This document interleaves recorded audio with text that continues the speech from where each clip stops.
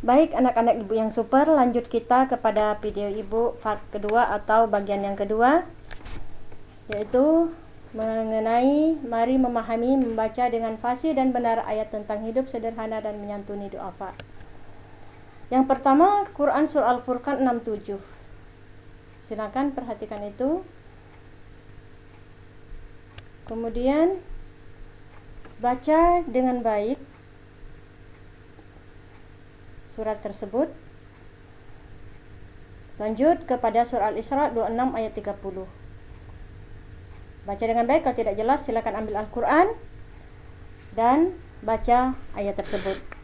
Ibu contohkan sedikit ya.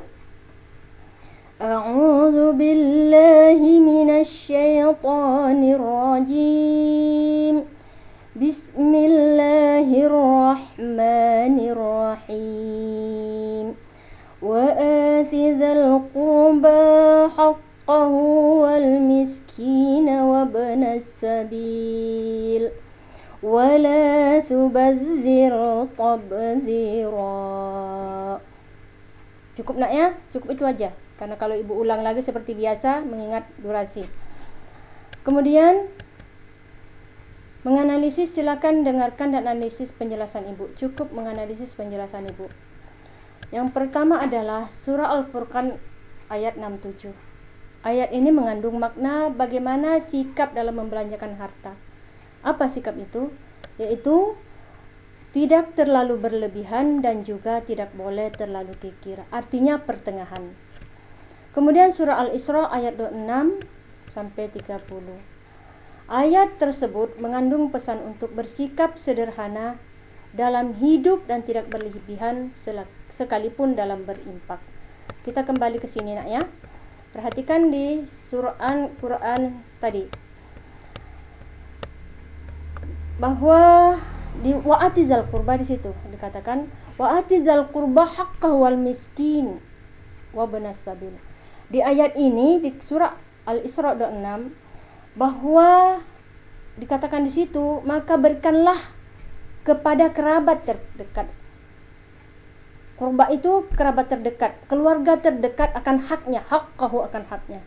Berarti kalau mau bersedekah, perhatikan keluarga terdekat dahulu. Kemudian yang kedua baru wal miskin. Siapa yang miskin itu? Miskin itu adalah orang yang tidak mempunyai orang yang punya pekerjaan tapi tidak mencukupi. Beda dengan fakir. Beda fakir dengan miskin. Kalau miskin punya pekerjaan tapi tidak mencukupi. Tapi kalau fakir memang tidak punya pekerjaan sama sekali, apalagi untuk mencukupi. Itu bedanya. Kemudian wabnas sabil. Ibnu sabil, orang yang berjuang dalam Islam. Ini kalau ibu jelaskan siapa Ibnu sabil itu akan panjang. Insyaallah nanti kita ini kan, pokoknya wabnas sabil itu orang yang berjuang dalam Islam.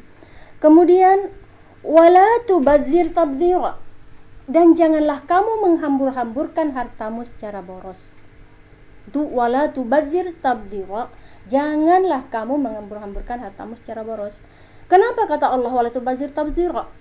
Karena kata Allah innal mubadzirina kanu ikhwanasy syayatin. Kata Allah, karena sesungguhnya orang yang boros itu, orang yang mubazir itu saudaranya setan. Jadi mau jadi saudaranya setan? Kan tidak mau kan? Oleh sebab itu jangan mubazir. Dan siapa setan itu nak? Dilanjutkan lagi oleh Allah, wa kana syaitanu lirabbih kafura. Setan itu sangat ingkar kepada Tuhannya. Itu. Ingat? Setan itu sangat ingkar kepada Tuhannya. Jadi jangan mau ikut dengan menjadi saudaranya setan. Karena setan itu memang betul-betul ingkar kepada Allah. Kemudian di penjelasan selanjutnya dilarang untuk kikir dalam membelanjakan harta. Maksudnya jangan terlalu kikir nak. Bahkan diri kita sendiri kita kikirin. Jangankan untuk berbagi kepada orang. Untuk diri kita sendiri kikir. Untuk yang dimakan saja, pengen makan sesuatu tapi tidak mau untuk membeli, saking kikirnya. Makanya di sini di dalam di dalam ayat selanjutnya dikatakan bahwa orang kikir itu orang Arab dulu diapakan di situ ila unuk. Apa di situ dikatakan tangannya dibelenggu pada lehernya. Itu istilah orang Arab. Orang kikir itu tangannya terbelenggu pada leher. Maghlulah ila unuk. Itu artinya bahwa terbelenggu di lehernya, saking kikirnya itu dicontohkan, diistilahkan orang yang terbelenggu pada leher. Makanya dikatakan maghlula ila unuk. Tuh. Jangan terlalu kikir, nak. Karena sebenarnya Allah menghendaki kepada siapa yang dia kehendaki rezeki itu. Kalau Allah menghendaki rezeki kepada kita, maka Allah akan memudahkan. Jadi jangan takut untuk bersedekah, karena Allah sudah menjamin rezeki kita masing-masing. Kalau kita rajin bersedekah, bisa memperhatikan orang-orang yang tidak mampu di sekitar kita misalnya, insya Allah justru Allah akan menggantikan apa yang sudah kita sedekahkan. Jadi jangan takut untuk miskin gara-gara bersedekah, karena Allah sudah menjamin di ayat ini, di ayat 30, bahwa Allah sudah menghendaki kepada siapa yang dia kehendaki untuk, dan akan menyempitkan kepada siapa yang akan disempitkan. Artinya Allah tahu siapa yang akan diberikan rezeki kepada siapa, kemudian kepada siapa yang tidak diberikan rezeki. Maka tanda kita bersyukur adalah mau memperhatikan rezeki kita, tidak terlalu kikir, dan ingat, tidak terlalu boros. Lanjut. Kikir, kenapa tidak boleh kikir? Karena akan mengakibatkan pelakunya tercelah.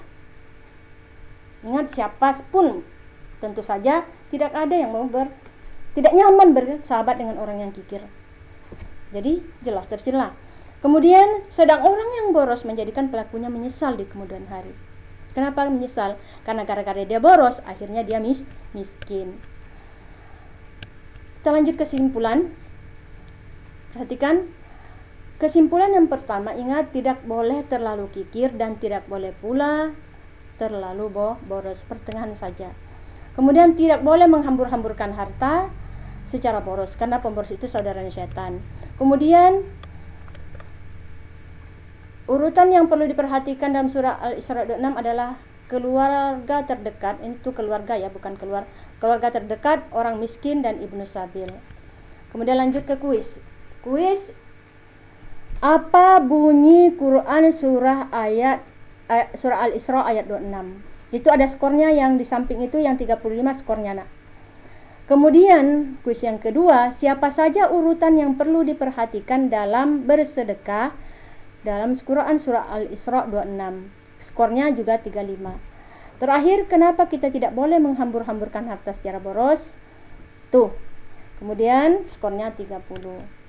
Nah, nak, mungkin hanya ini saja yang bisa Ibu sampaikan. Nanti kalau ada pertanyaan silakan, kalau ada yang belum paham silakan bertanya. Silakan bertanya tapi melalui chatting, bukan melalui video seperti ini. Nanti kita akan chattingan. Ibu juga akan bertanya. Mungkin kita tanya jawab melalui chattingan. Oke? Mungkin hanya itu saja yang bisa Ibu sampaikan. Kalau ada kesalahan, Ibu mohon maaf. Usikum binafsi wa taqwallah. Wassalamualaikum warahmatullahi wabarakatuh.